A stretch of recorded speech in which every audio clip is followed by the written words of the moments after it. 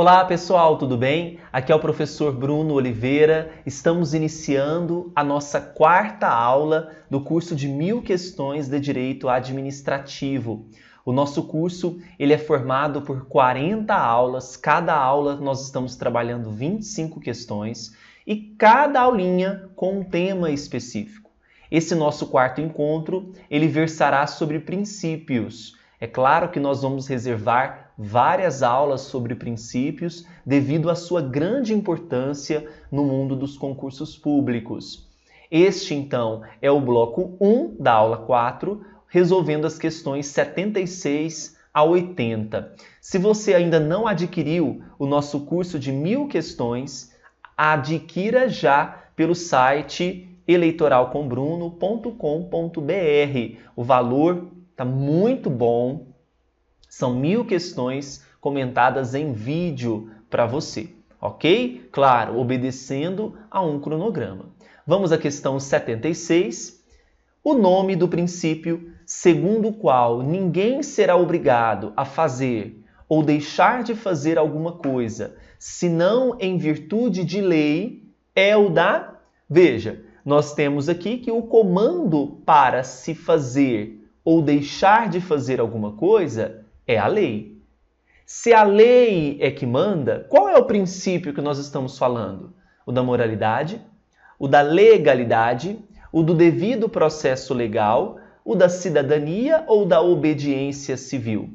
Se você marcou legalidade, você acertou. Somente com base nessa lei é que a administração será obrigada a fazer ou deixar de fazer alguma coisa, senão em virtude de lei, é então o princípio da legalidade. Tá bom? Questão 77. Um servidor público federal determinou a nomeação do seu irmão para ocupar um cargo de confiança no órgão público onde trabalha.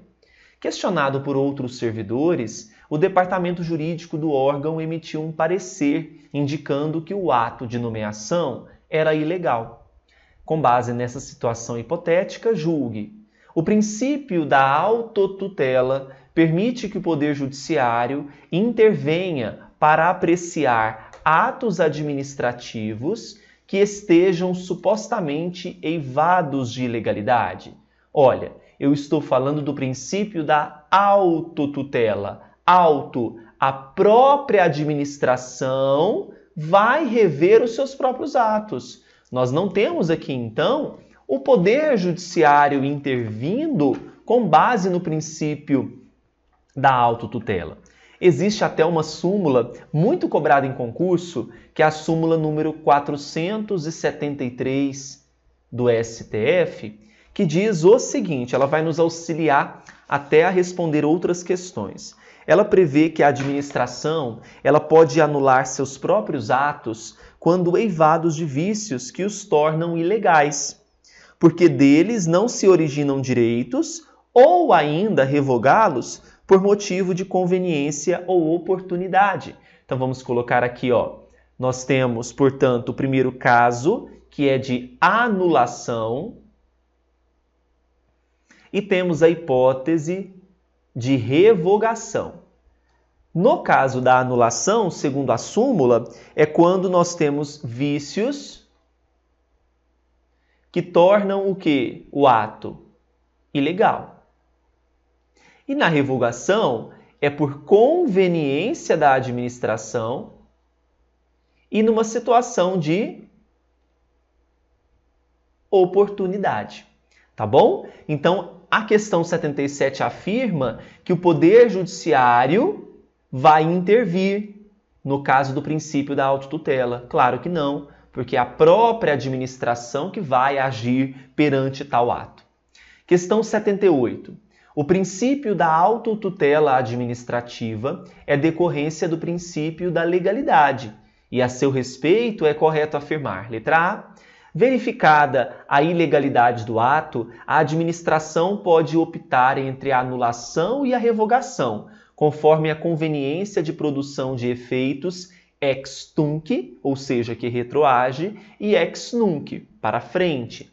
Não. Se eu estou diante de uma ilegalidade, a própria súmula 473 prevê que será uma hipótese de anulação e não de revogação.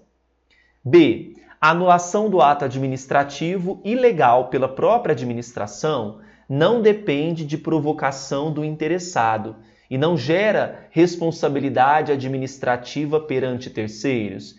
Claro que, se nós estivermos diante de um erro estatal, nós teremos sim uma responsabilidade perante um terceiro. Essa responsabilidade ela não será afastada.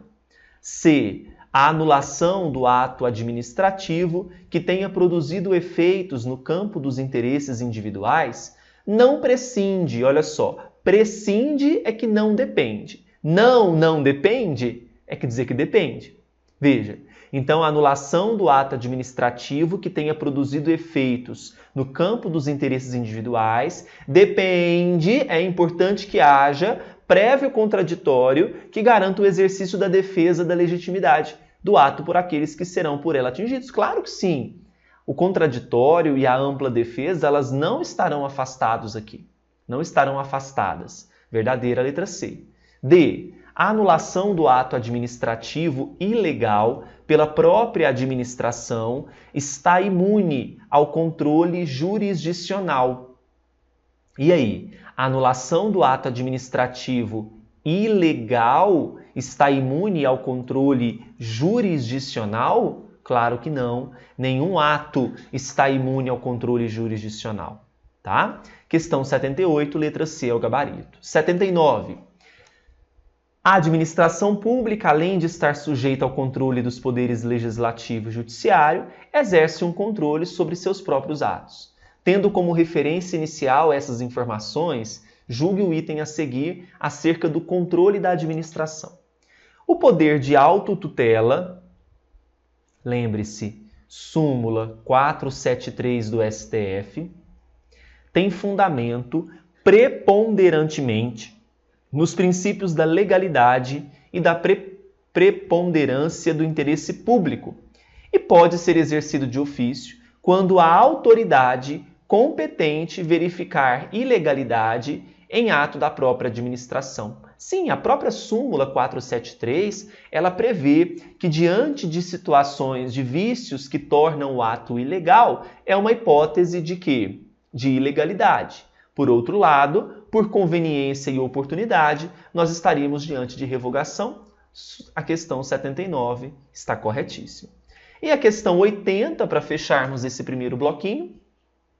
Os atos administrativos são o meio de atuação da administração, devendo obedecer a alguns princípios, entre eles o da publicidade e o da motivação.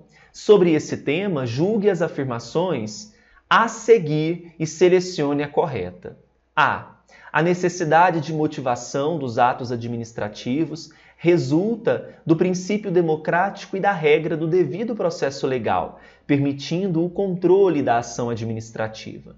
É bom você anotar. Falou em motivação, nós temos uma decorrência aqui. Decorrência do princípio democrático e do devido processo legal. A letra A está perfeita. B. É admissível o suprimento da exigência de motivação expressa pelo silêncio, isto é, pela omissão da administração, posto que o silêncio deverá ser interpretado conforme os usos e costumes do local da produção do ato. Ora, a omissão ela tem que ser encarada aqui como um vício. A administração ela não pode agir pela omissão. C. Os atos administrativos não motivados não estão sujeitos ao controle jurisdicional, diante da tendência de prestigiar a participação do usuário na organização e prestação dos serviços públicos. Falso. Por que está falso? Mesmo que o ato não esteja motivado, é óbvio que ele estará sujeito também ao controle jurisdicional.